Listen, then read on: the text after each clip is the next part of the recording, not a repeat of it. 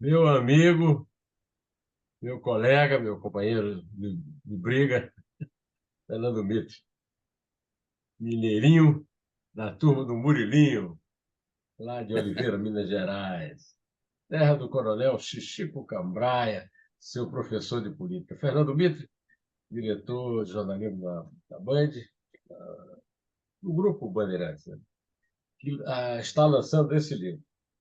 E livro bom, e esse é o caso, o sujeitinho escreve que é uma beleza, o rei do capítulo curto, né?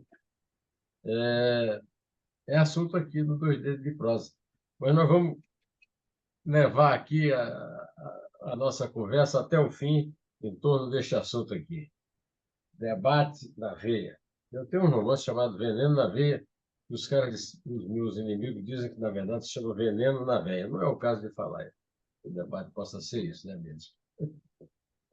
Fernando Mestre, Mas antes de tudo, eu quero dizer que é um prazer conversar com você. obrigado. A gente não faz isso com tanta frequência porque eu moro em Genópolis, o Vitor mora e trabalha no Morumbi, mas nós somos velhos amigos.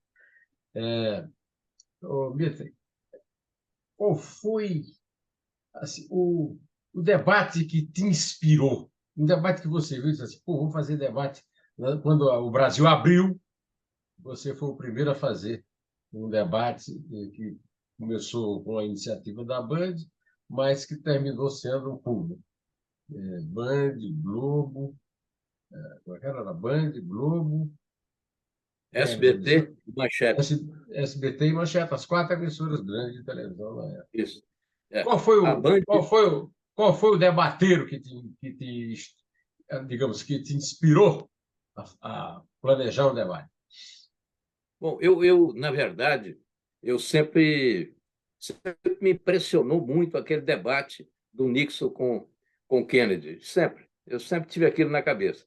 E talvez a primeira motivação tenha sido aquele debate. Mas há uma diferença enorme entre aquele debate, que foi um debate entre dois candidatos, um deles sentado numa cadeira, o outro em pé, adiantado no microfone, e eles iam se revezando ali, né? Os telespectadores devem ter ouvido falar, alguns talvez se lembrem, de que o Nixon perdeu aquele debate porque demonstrou medo, tensão, suou o tempo inteiro, e o Kennedy parecia um ator de cinema ali, deitou e rolou. Bom, aquilo era uma referência que eu tinha. Mas quando veio a abertura, Neumann, eu pensava, a primeira televisão que colocar os candidatos frente a frente, ao vivo, depois de 20 anos de ditadura, vai estar escrevendo um capítulo importante da história política do Brasil e da história da televisão também. Eu tinha essa obsessão. Agora, eram 10 candidatos.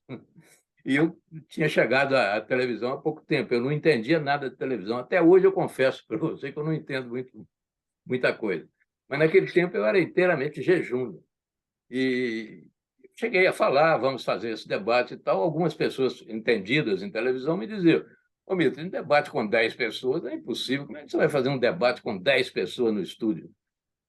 E eu ficava imaginando o seguinte, né, mano? Se eu estiver andando pela rua e encontrar na esquina, conversando, o doutor Ulisses, o Roberto Freire, o Brizola, o Lula, o Afife Domingos, o Aureliano Chaves, eu vou parar para conversar com eles, porque vai ser muito interessante essa conversa. Por que não colocar esse pessoal no estúdio? E foi isso. E eu ouvi um conselho muito interessante de um colega meu, que falou: Mito, aproveita que você não entende de debate e nem entende de televisão e faz logo o seu programa. E aí eu fiz. Quer dizer, fiz principalmente baseado no fato de que eu não entendia de televisão. Falei, então eu vou fazer, porque um bom programa vai ser. Isso eu garanto. E aí foi aquele sucesso todo.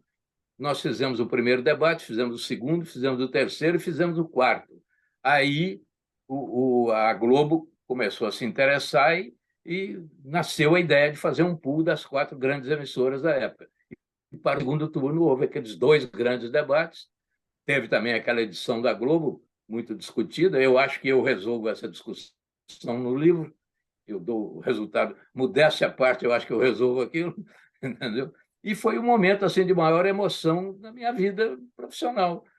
Só concorreu com isso a minha sequência de capas do Jornal da Tarde e das diretas, já, que aquilo me emocionou muito também.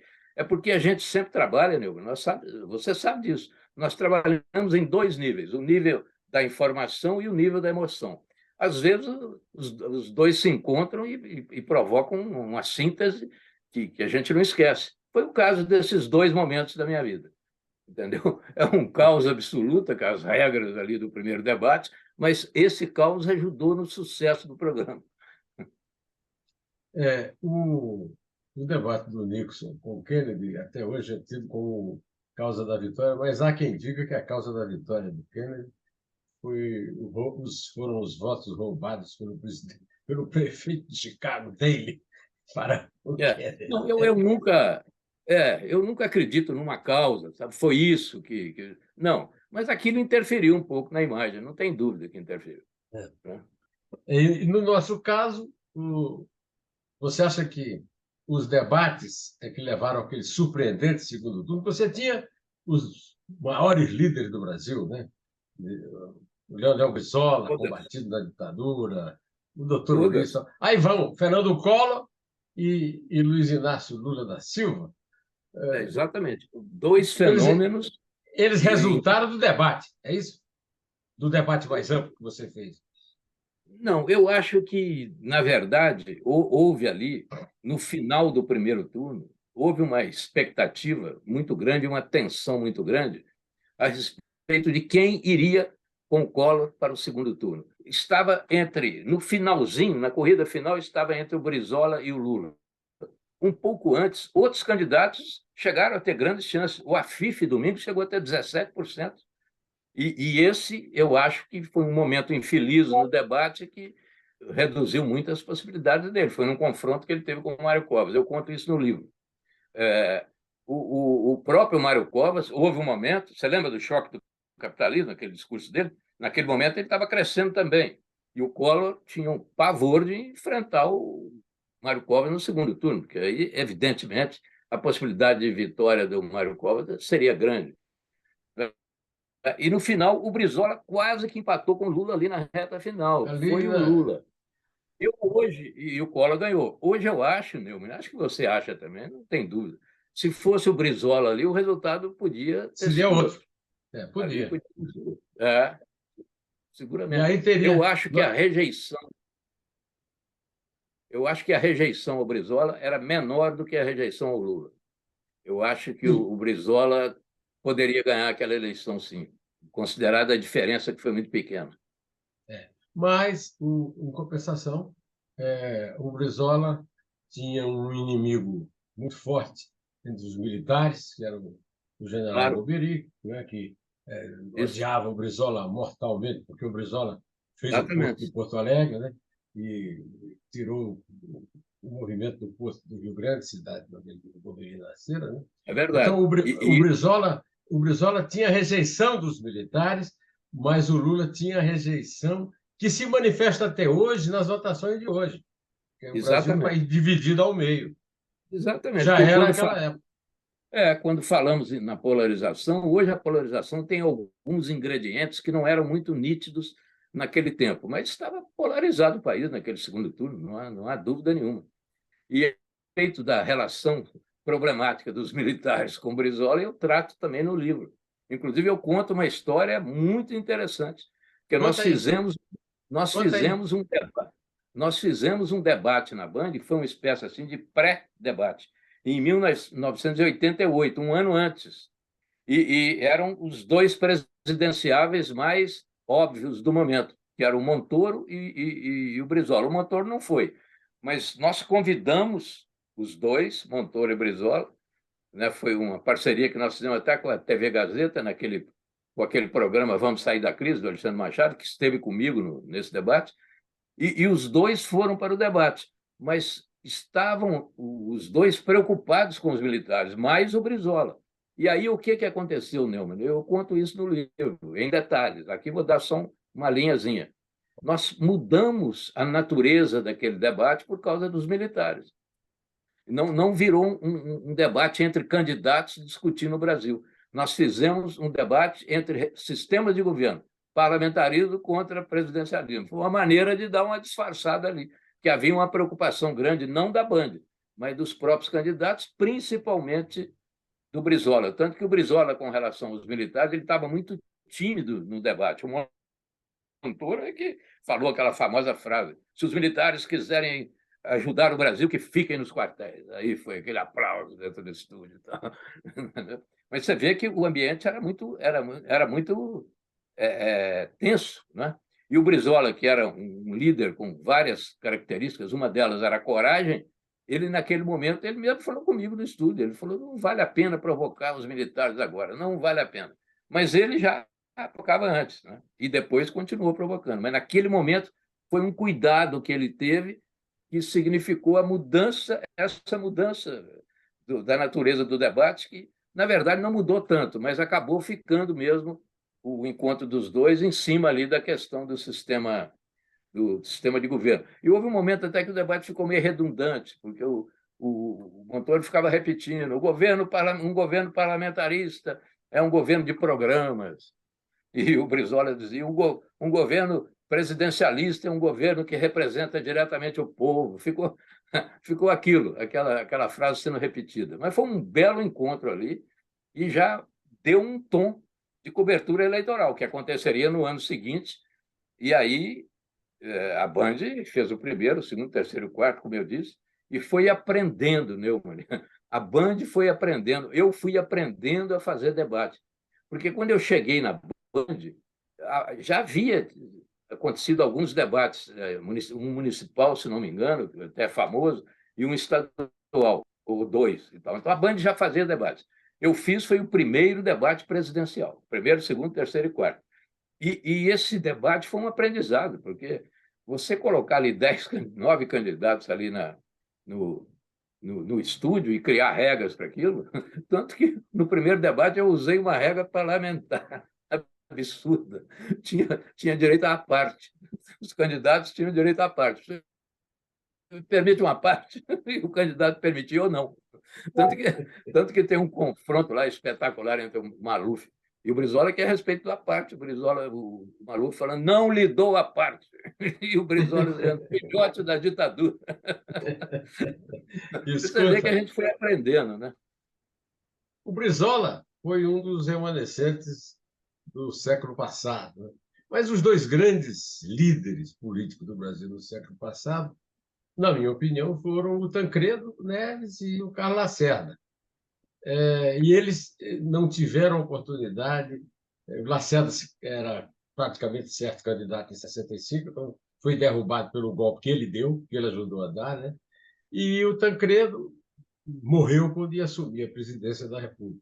Você como mineiro, como discípulo de Chico Cambraia, você não se sente frustrado de não ter visto esses dois gigantes se degladiando num debate presidencial, uma abertura que tivesse sido feito antes? Não só me sinto, como confesso isso no livro. Minha grande frustração. E tem também o meu ex-vizinho aqui, que morava aqui na casa ao lado, o Jânio Quadros, que seria também uma grande figura. Imagina um debate, Jânio Quadros e Carlos Lacerda, que espetáculo que seria. Né? E um debate com Tancredo teria um outro significado, uma outra natureza, mas seria também espetacular. Eu tenho um episódio com Tancredo muito revelador e muito significativo que está no livro. Um almoço que eu tive Conta, com ele. conta aí. Um...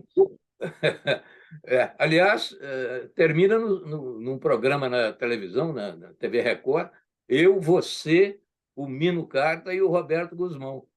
Porque o Roberto Guzmão foi personagem desse episódio. Eu estava almoçando com o Tancredo, com o governador do Tancredo, ali nas Mangabeiras, e em plena campanha das diretas, não é? Estava o Rui Mesquita Filho comigo e o Zé Márcio Mendonça. Estávamos nós três, almoçando com o Tancredo. E eu comecei a entrar no assunto, doutor Tancredo, governador, como é que está a campanha das diretas? Doutor Ulisses é o candidato? É o candidato, doutor Ulisses, será o nosso candidato. E eu falando, mas o senhor não acha que se porventura não tiver as diretas, de repente as diretas podem ser derrubadas no Congresso, como depois foram, né, claro? Não seria o caso de já estar discutindo um pouco o colégio eleitoral? Não, não, não é o caso. Não existe essa discussão de colégio eleitoral. Nós estamos trabalhando com as diretas e vamos para as diretas e com o doutor Ulisses à frente, etc. E eu, quando Esse, saí, esse é um grande livro. Conta o resto da história. eu, quando estava saindo do almoço, né, no carro, eu, o Rui Mesquita e o Zé Márcio, estava entrando um outro carro. Eu olhei assim, era o Roberto Guzmão, o grande articulador da candidatura do Tancredo no colégio eleitoral. Eu ainda falei, ó, E secretário de governo do Montoro, sim, é. Depois ministro da Indústria e Comércio. do Mas Tancredo. aí eu me lembro que, num programa que você estava, eu perguntei isso para o Roberto Guzmão. Aí ele se divertiu muito, é claro, né? Porque você via ali o que a política exige, porque eu acho que o Tancredo fez o que a política exige. Estava havendo um movimento grande em torno da luta pela eleição direta e o doutor Ulisses era, evidentemente, o candidato, né? Mas era preciso articular alguma coisa. Eu me pergunto se o Tancredo e o Ulisses não estavam mais ou menos harmonizados nisso. Isso eu não sei, entende? Mas eu sei que, quando caíram as diretas, a candidatura do Tancredo já estava trabalhada, né? É. Não tem nenhuma dúvida. E aquela cobertura que nós fizemos, não, você estava no jornal na época, aquela cobertura nossa foi espetacular, aquela sequência de capas que nós fizemos no Jornal da Tarde. Grande obra do jornalismo. É, grande obra, exatamente. Esse Fizemos livro, três esse capas. livro é muito bem escrito, viu? Muito bem escrito. Tem um texto espetacular. Os capítulos são curtos, você lê numa labada só assim. E esse livro tem uma coisa muito. Assim, eu conheci o Mitre, ele me falava de um personagem da juventude dele chamado Xixico Cambraia, um coronel lá de Oliveira, terra dele, em Minas, né? É, E o Xixico Cambraia é um símbolo do Brasil. O Xixico Cambraia votou em Magalhães Pinto para governador e o Magalhães Pinto ajudou militares a darem um golpe nos governos civis do Tancredo. E depois, na eleição seguinte, ele votou em Tancredo, ou seja, ele acompanhou o movimento que exatamente. O Mauro Guimarães, nosso querido amigo do Roberto Guzmão, dizia que a pré-racionalidade do povo brasileiro na hora de votar. Né? Agora, isso aí você tem uma história ótima. Por que é que o Xixico Cambraia votou? Quando você perguntou para o Xixico Cambraia por que é que ele aderiu, né, de Magalhães Pinto para Tancredo, ele votou no Tancredo.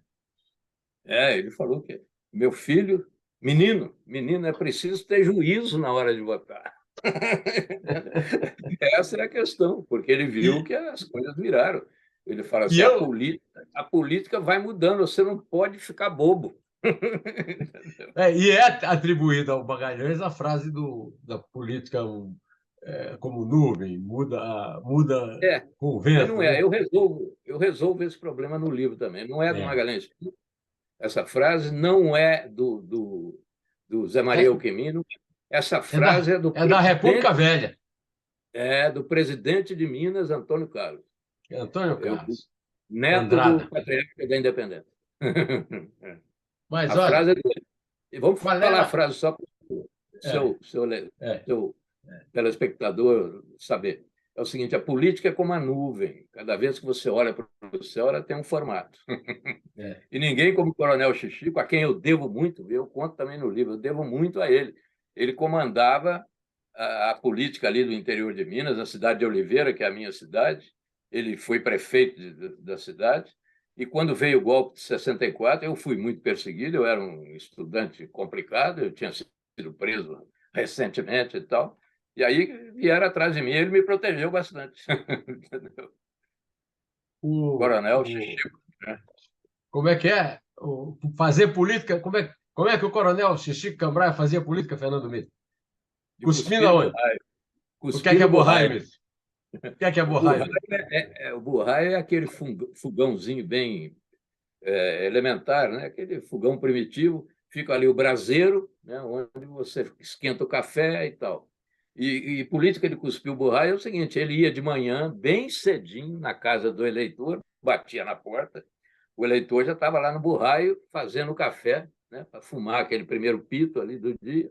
E o coronel entrava, pedia licença, ia lá na cozinha, no Burraio, sentava junto com o eleitor, esperava o café sair e tal, tomava o cafezinho e ficava conversando e cuspindo ali no Burraio. E aí ele falava, dá uma intimidade danada, senhor. Saía de lá já Não, mas conversando. você esqueceu de contar que ele te disse também que não tinha nada contra o Tancredo, né? Que ele Nada, gostava do nunca, Tancredo, era uma boa pessoa. nunca tive nada contra o Tancredo. Nunca, menino. Nunca tive nada contra o Tancredo. O que é também outra O, sabedoria política. Você não é, pode e não deve fechar a porta definitivamente para adversário. e o Aliás, Tancredo provou isso com o Magalhães no partido que é ele lógico, fez, né? O partido. Depois não deu certo por causa do não pacote de deu. abril. Não deu, voltou todo mundo para o PMDB. Mas eu conto também uma história aí no livro. Os detalhes são muito interessantes. Mas eu assistia uma palestra do Carlos Lacerda na Faculdade de Direito de Belo Horizonte, Minas Gerais. Eu estudei Direito lá, fui até o terceiro ou quarto ano, não me lembro. Depois passei para Economia, depois saí, fui para Letras, eu fiz um diálogo. Nessa época, o Alberto Deodato, que era um golpista emérito, diretor da faculdade, foi senador pela UDN. Ele levou o Carlos Lacerda, que era então governador da Guanabara, para fazer uma palestra para nós. E eu me lembrava de uma frase do Lacerda, Neumann, que é o seguinte, que é exatamente o contrário do que eu estou dizendo, que a política exige que você não feche a porta. Ele dizia assim, vocês me acusam de ser pró-capitalista. Eu só penso em capitalismo, é o que vocês me acusam, vocês estudantes. Vocês conhecem alguém que se delicie mais com os frutos do capitalismo do que Juscelino Kubitschek? No entanto, os senhores nunca ouvirão falar de uma aliança Lacerda-Kubitschek. Aí eu conto essa história sentado num restaurante em Lisboa, 40 anos depois, onde o Lacerda e o Juscelino acertaram a frente ampla, na mesma mesa. Eu Que, conheci a de, mesa do restaurante que deu em Tavares, nada, que deu em nada, não que deu em deu em nada. nada Mas os estavam lá milicos os dois. sufocados. Você vê que a política é isso. Né? É Fernando que Mitre nem. me deu a honra de participar de um debate da Veia, a respeito do livro dele, no Centro de Professorado Paulista, do meu saudoso amigo Solon Borges dos Reis. A professora Loretana Pancera fazia parte da mesa, lá do Centro de Professorado, e o Boris Casoy era digamos, o pacificador dos debatedores, e o Mitre estava lá na mesa, além da professora estava o outro professor, o Fernando Schüller, que fala muito da Bandeirantes, né? E tinha o editor-chefe da Folha, o Sérgio Dávila, o Luiz Nassif e eu. Nesse debate, eu disse claramente que o debate, o, essa polarização, esse amor pelo totalitarismo está levando a política para o fim de toda a democracia, que se resume hoje ao debate, à disputa eleitoral e à justiça eleitoral. Eu sou a favor da extinção da justiça eleitoral. Justiça eleitoral é um jabuti brasileiro, né? Não é um jabuticaba, é um jabuti brasileiro que não serve para nada, a não ser para atrapalhar, para fazer confusão e para dar decisão errada. Eu conto aqui, eu teria um programa de 2 horas para contar os grandes erros da justiça eleitoral. Em relação ao que nos interessa aqui, que é o debate, o Mitre e o André Basbão, e a turma toda lá da Band, eles fizeram uma revolução no debate quando deram o controle de meia hora do tempo do debate a cada debatedor. Até o Lula se perdeu nesse controle e eu até brinquei dizendo que o Lula desaprendeu a contar até 30, porque eram 30 minutos. O Mitre, você acha que esse debate, que foi o melhor debate que houve exatamente por isso, porque os candidatos tiveram controle do próprio tempo, terá sido uma espécie de canto do cisne dos debates, ou você acha que o debate ainda tem futuro nessa democracia capenga do Brasil? Eu acho que foi o canto do cisne dos debates antigos, dos debates clássicos, porque foi uma renovação, foi uma mudança. Eu acho que a partir desse debate que nós fizemos, nenhum outro debate pode ignorar o sistema que nós adotamos. Entende que eu já tinha testado na eleição municipal com Boulos e o Cos. entende? Os dois fizeram o debate com essa regra nova, mas não saíram dos seus lugares. Eles ficaram parados, mas tiveram tempo para contar, escolher os temas à vontade, etc. Mas teve esse problema. No debate estadual do ano passado, o Tarcísio e o Haddad, eles tiveram um comportamento maravilhoso no estúdio. Então, esse sistema que eu testei na eleição municipal, na estadual foi pleno, foi perfeito. E contou, inclusive, com os dois candidatos que trabalharam e usufruíram das condições ali das novas regras com muita competência. Foi um debate próximo da perfeição, foi muito bom. E acabou inspirando o debate presidencial, que ia ter uma outra regra. Eles não estavam aceitando essa regra do estadual, de tempo livre, movimento também livre no estúdio. No fim, aceitaram e o debate foi espetacular. O Lula, de fato, não controlou o tempo. Então, naquele bloco dos 30 minutos, o Lula esgotou o tempo dele, os 30 minutos dele, faltando 6 minutos para terminar. O Bolsonaro tinha o tempo dele. Então, o Bolsonaro usou sozinho ali. Só que o Bolsonaro cometeu um erro. Em vez de falar de Bolsa Família, de saúde, de emprego, de salário e tal, começou a falar da Nicarágua, da Venezuela, e o público não está nem aí para isso. Não teve Então, o ele interesse perdeu a dele. chance ali.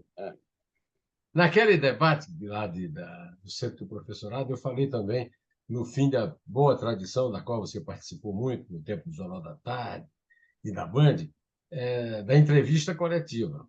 A entrevista coletiva foi transformada em falas do trono, né? O governante vai, fala como quer e vai embora. Agora, para me desmentir, o Lula deu uma entrevista coletiva no G7, no fim do G7. Você acha que esse é um bom alento, de que a entrevista coletiva pode ressuscitar, ou você acha que a entrevista coletiva está fadada a ser substituída pela fala ao trono, pela fala do trono? Não, eu acho que a entrevista coletiva ela vai sobreviver. Ela, às vezes, entra em crise, o governante não está muito aberto a convidar os jornalistas para uma coletiva e tal, mas ela sempre acontece. Eu me lembro, o Lula é fruto disso. O Lula é fruto das entrevistas abertas. Ele cresceu assim, desde o tempo das greves do ABC. A primeira entrevista do Lula numa televisão foi na TV Cultura, naquele programa Vox Populi. Vox Eu era, Populi. eu era diretor do Jornal da Tarde, eu vi aquele programa, fiquei impressionado com o Lula, liguei para o meu patrão, que era o diretor Rui Mesquita? do jornal, que era o doutor Rui Mesquita. Eu falei: doutor Rui, liga aí na TV Cultura, você vai ver um líder estranhamente diferente de todos. É outro sindicalismo que está ali. Na verdade, o Neumann era um sindicalismo inspirado no sindicalismo de resultados dos Estados Unidos americanos. Era aquilo que era o Lula, né?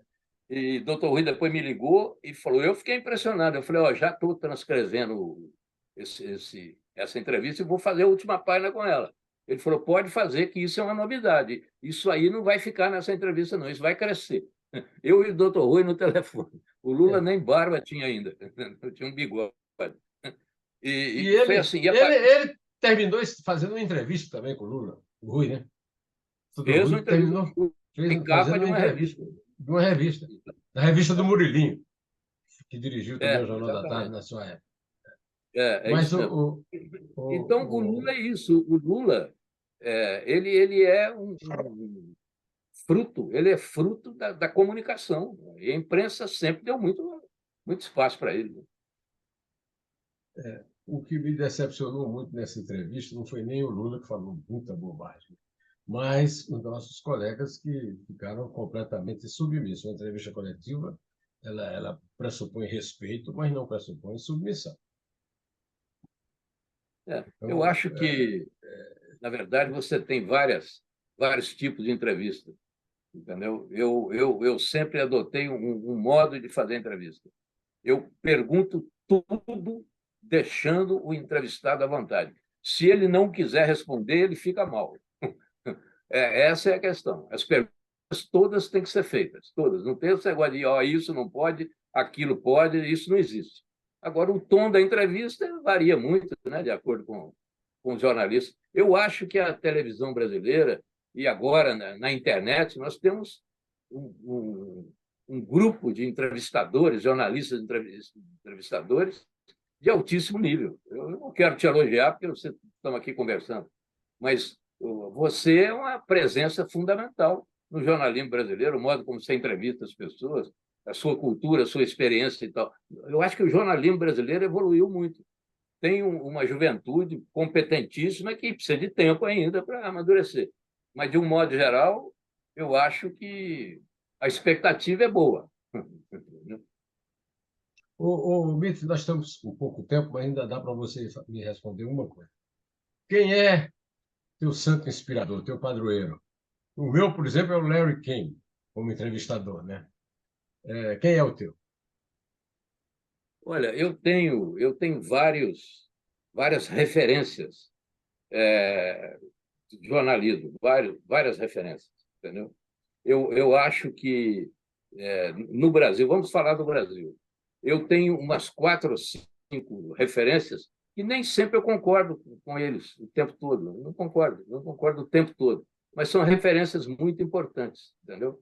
O Cláudio Abramo foi muito importante. Eu tive até pouca relação pessoal com o Cláudio Abramo, mas era um jornalista que eu respeitava muito e aprendi muito com ele à distância. Participei de alguns debates com ele, já tive programas com ele, ele com aquela franqueza, né?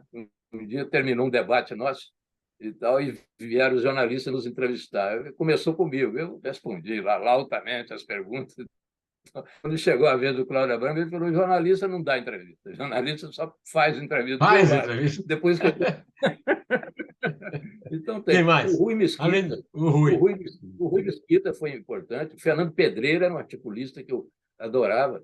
Estou falando de pessoas mais velhas do que eu. O Mino Carter foi meu primeiro chefe aqui em São Paulo, aprendi muito com ele. E o Murilo Felisberto, que precisa ser lembrado, Neumann. O Murilo era um jornalista de um nível de criatividade impressionante. O Murilo, a fase do Jornal da Tarde mais criativa foi a do Murilo. Era impressionante a capacidade que ele tinha de renovar linguagens. Ele Eu trabalhava com diria que, linguagem. eu diria que a fase mais criativa do jornalismo brasileiro foi o Jornal da Tarde do Murilo. Claro, Quando mas eu eu não sei cheguei se aqui as em São pessoas... Paulo, eu babava. Era impressionante. E eu estava lá, né? Mas, Porque o mas eu vou Murilo... encerrar essa nossa conversa, que vai acabar o nosso tempo, mas antes eu queria fazer uma lembrança maravilhosa do nosso chefe comum, Rui Mesquita. O Rui Mesquita me chamava à sala dele, lia assim, uma frase minha qualquer de um editorial e dizia assim: o que é que você quis dizer com isso? Aí ele dizia: olha, eu quis dizer isso, isso, isso. Ele disse: por que é que não pôs? Eu acho que o maior professor de texto que eu já tive na vida foi o Rui Mesquita, por causa desse aprendizado que eu tive com ele. Assim. Foi um prazer grande estar aqui com o autor desse livraço, desse livro maravilhoso que você vai ler e se deleitar. Fernando Mitre, é uma história do Obrigado, jornalismo Neumann. brasileiro. E o Fernando Mitre flagrou o Fernando Henrique escapulindo aos 30 anos de idade do comício da Central. Eu morri de inveja quando eu li essa parte aqui no livro. Fernando Henrique se mandando para se encontrar com o Zé Grégor, que morreu um dia desse, né? E deixando o Zé Serra no palanque. É O isso aí, Serra Mitre. estava no Muito parlamento na obrigado. hora. É. Isso está O Mitre é contado no assim. livro. O Mitre é assim. Esse livro podia também ser chamado de Do Comício da Central ao Debate dos Candidatos ao Contempo. Abraço, Mitre. Sucesso, querido. Grande abraço, Neumann. Foi um prazer. Muito obrigado. Prazer grande.